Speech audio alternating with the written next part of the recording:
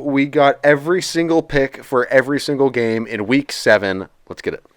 So, of course, we're starting with tonight's game, the Broncos at the Saints. I do worry a little bit with a rookie quarterback on the road in New Orleans. That's a tough place to play. Yeah. But at the end of the day, this is professional football. So it's, again, what was the opening rant on? For those who, are listening now, trivia question, it was on that the NFL is put up or shut up time. Week 6, 7, 8, 9, that is where the men are separated from the boys. Because after this little stretch, week 7, 8, 9, the teams that are bad are out of it. Yeah. Right? So you're going to start seeing people, hey, I twisted an ankle, I'm now out, as opposed to I'm playing through, right? These are the times where you separate the good and the bad. I think Denver separates themselves as, do I think they are great? No. I think they separate themselves as, we will be playing meaningful football for another month or two, whereas New Orleans, if they lose again, 5 straight, is Dennis Allen out. They're 2-4, they started out 2-0. If they lose another one, now you're starting to talk hot seat, firing, etc., etc. Yeah. So this is a put up or shut up game. I'm so excited to watch it. I'm taking Denver. I'm taking the Saints. I just think... Did I sway you a little bit on that? A little bit, but I mean, you have more talent. You have the better roster in New Orleans. It's going to be a close game. It's a pick'em game. I'll take the Saints. It's fair enough. Fair enough. All right, Patriots at the Jags. We'll both take the Jags, technically at the Jags, but it's actually in London. The Jaguars, I'm going to go with the Jags. Yeah. Isn't it in London? Yeah. Yeah. I'm going to go. Add that in. I got you.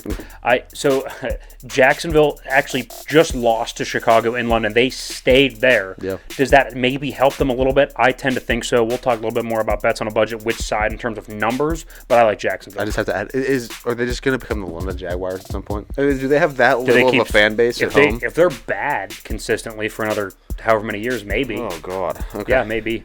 Seattle at Atlanta. We're both going to go ahead and take Atlanta here. Yeah. I think it's a better football team. I think Seattle's overrated because I think Geno's overrated. And the defense, I'm concerned with its regression under new defensive head coach, Mike Macdonald, so I'll go with the Falcons. Yeah, I'm going Falcons as well. Especially at home. Like, those domes, to me, both New Orleans and Atlanta, are weird and tough places to play. Teams can kind of go in there and get lost a little bit. So, Miami at Indianapolis. I think Miami's still starting Tyler Huntley or something. So until Tua gets back, I'm just going to pick against Miami, even though I don't love Indianapolis either. Yeah, I'm feeling the same way. There's just nothing that leads me to believe in Miami without Tua, which is crazy to say because we were never even that high on Tua in the first place. So, thought he's an average quarterback. He'll get the job done. He'll win you some games. You'll have a winning season, but you're not really going to do anything in the playoffs. His value is looking to be higher than we thought. The Lions at the Vikings. Second split of the week here. You like the Lions. Absolutely. I love the Lions. Please explain. Have you seen the running back duo? The overall team, the weapons. Jared Goff is playing his ass off. The defense looks great. I know it was Dallas, but they beat the living hell out of Dallas. When you can embarrass a team like the Dallas Cowboys on the road in Dallas, that's something to talk about. I think it's fair. I am going to go with the Vikings here. I know I just said that I do think more highly of the Lions in terms of a larger scope than I do Minnesota. But here's why I'm going Minnesota. Detroit, coming off of a highly emotional, destroys Dallas in Dallas, that flight home, and you lose Aiden Hutchinson. Can there be a slight dip in pass rush until they figure out kind of what configuration works? Sam Darnold, we know when he's comfortable, is a really good quarterback. Look at the lines. Outside of the playoff games last year, was the opening night against the Rams one of the biggest regular season games they've played in the last decade? Probably. Right, probably. That's probably one of the biggest games, right? First was at the first Sunday or Monday night game of the year, right? So I think that was week 1. I think it was Sunday night. That was a massive game. And then what they turn around and lost to Baker and the Bucs at home, right? So I think this team with Dan Campbell, really emotional coach, I think they can get a little too high up. I think Minnesota is going to bring them back down to earth. I think it's a really close game, but I like Minnesota in a close one. I'm going to give you the Lions. Eagles at the Giants. This one I definitely feel less good about, but I'm going to take, as I say to you, Los Gigantes. Give me the New York Football Giants. That's crazy. I'm telling you, as of 2024 statistics, I'm getting the better quarterback and I'm getting the better coach. I'm taking the Giants. I'm getting the better offensive line. I'm getting the better quarterback, and I'm getting the better coach in 2024. I don't want to pull up the stats. I don't have them pulled up, and it'll take me too long. Jalen Hurts turned the ball over more, has the same amount of touchdowns, doesn't actually run for that many more yards than Daniel Jones. Maybe I think it's 75. I just looked the other day. And Daniel's been a more efficient passer and has been better in the red zone. I am absolutely taking the Giants. But you can't expect Daniel Jones to not Daniel Jones. Like, the fact that he's played this well is... I can't expect Jalen Hurts to not Jalen Hurts. He's been downright awful. He's been downright abysmal this year. He has been, by his standards, abysmal. By league standards, far below average. Far below average. I don't know. I just like the Eagles here. I'm just saying. Makes sense. I don't think you're crazy. But I think you're a little bit crazy. All right, I'm just throwing that out there. Titans at the Bills. I'm taking the Bills. Yeah, Bills. Put that on a shirt. I don't think you're crazy, and then turn to put on the back. I think you're a little bit crazy, just a tiny bit. Bengals at the Browns. Bengals are a better team. I thought for a second about the Browns because Joe Burrow struggled in Cleveland in his career, but I'll go with the Bengals. Yeah, I'll go with the Bengals as well. There's just nothing that leads me to have any sort of faith in Cleveland right now. Quarterback play is horrible. Coaching isn't great. The entire team is down. So, yeah, Cincinnati.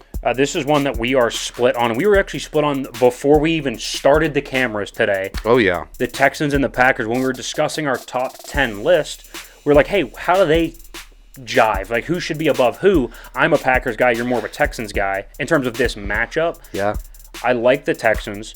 No style points don't matter, but I have seen them win a little uglier than I would have liked. Green Bay at home. It's now October in Green Bay. I get a warm weather dome team going up north. I can't shake the idea of them going to New York last year and CJ Stroud getting hurt, and they turned into, as a whole team, a pumpkin. I am taking the Packers over the Texans at home in Lambeau. No, Houston, please. Better team, better quarterback, better offense, better defense. Oh, okay. Well, I beg to differ on the defense, but that's fine. That's fair. It's just there were statistics that went both ways. I am taking Houston all day here. All right, fair enough. Raiders at the Rams. Rams are a better team. There's no explanation needed with that. We saw the Raiders this week. Same thing with this one. Panthers at Commanders. Commanders are a much better team. Yep, Jaden Daniels will have his way. Let's actually come back to the Chiefs-Niners because that is by far the game of the week. Let's actually jump to the Jets-Steelers. Okay. That is the Sunday night game. That's the prime time in Pittsburgh. Both like Pittsburgh there. I'm just curious, how do you see that going? Because that's absolutely a game that I could see Breece Hall running for 180 yards, and then Pittsburgh has 20 minutes in time of possession, just isn't able to get anything going, and they lose like a 13-6 game. How do I see that going? You want me to predict I'm taking Pittsburgh. I'm taking Pittsburgh. I'm taking Pittsburgh, but it wouldn't surprise me is what I'm saying. Yeah, I'm taking Pittsburgh too, but I honestly, I can't give you a full scope of how's this going to look, what's this going to look like, because at the end of the day, it's the Steelers, and I have no idea what to expect. I could see Justin Fields coming out and having a career day. The Steelers win big, but then I could also see it as, the Steelers, what happened to the Steelers against the Dolphins a couple of years ago, or I guess like 2016, like Jay Ajayi. Oh, yeah, just running all over him. That is exactly what I thought about. Now, granted, this one's at home. I will take the Steelers. That's how I think it could go in a negative sense. How I think it will go is Justin Fields is going to run a lot and exploit that defense sideline to sideline. I like Pittsburgh like 20-16. Okay. Ravens at the Bucks on Monday Night Football. Both taking the Ravens, a better team. It's going to be close. This is going to be a close game. That is by far the better of the two games because that ends the Chargers traveling out to Arizona. Now Arizona's a fun team to watch, but they're not a very good team. No, they're going to get whacked by the Chargers. I think they lack some physicality. I think the Chargers are going to be able to take advantage of it. Yep. Oh, sorry. Back to this one as well.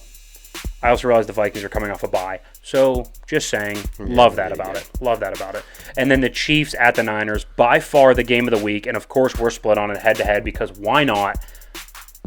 They can't win every game, right? They can't win every game. They can beat the 49ers.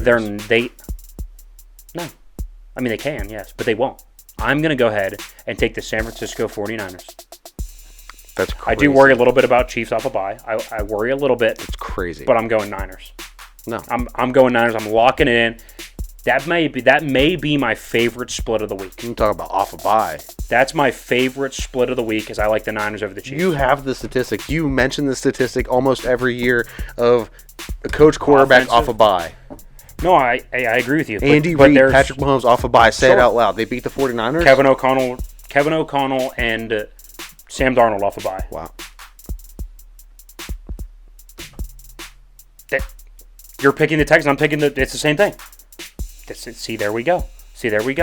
Sorry, we're split. I got the Broncos. You got the Saints. I have the Vikings. You have the Lions. Oh, my bad. Lions. Anyway, Giants. I have the Giants. You have the Eagles. I have the Packers. You have the Texans. That's what I was thinking of. And I have the Niners. You have the Chiefs. Off a bye. You're right. Statistically, that is the side.